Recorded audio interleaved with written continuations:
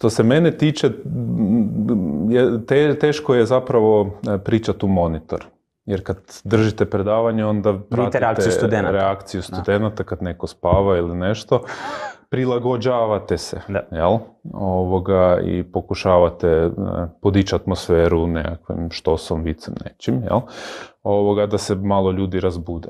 A sad vi gledate u monitor i nema reakcije nikakve. Da li ja pričao viceve ili bio smrtno dosadan, ja nemam nikakvu reakciju i ne znam šta se načelno događa iza, jel?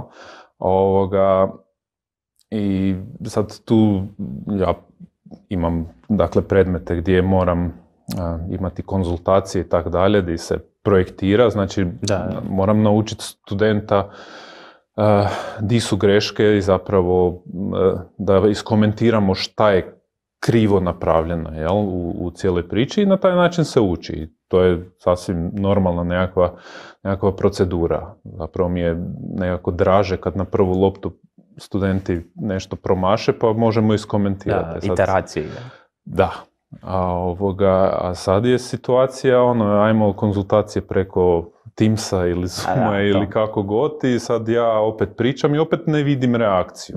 Jer kad sjedi kraj mene, onda ja vidim kad nešto... Mimika i to. Vidim kad nešto nije jasno nekome. Jer dignete obrvu, spustite šta kako i onda se ja zaustavim i pitam, ok, di sam krivo nešto objasnio ili di sam nejasan i razjasnimo stvar. Ovako. Ali mislim da je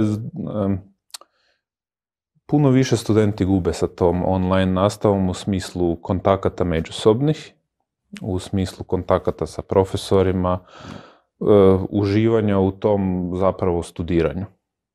Jer jednostavno ako dođete na kolokvij i na ispit sada, na prvoj i drugoj godini preddiplomskog studija, ljudi se ne znaju. Da.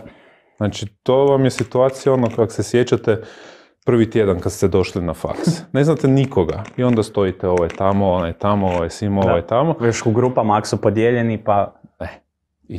Znači, ovaj mi je na drugoj godini i isto se ponaša kao čovjek koji je došao na prvi tjedan na faks.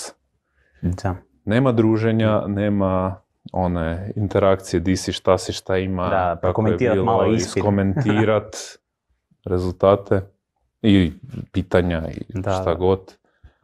Tako da, taj dio, jer mislim, vidjet ćete kad završite studij, kad odete u praksu, zapravo vrlo često ćete surađivati sa ljudima koje znate sa faksa.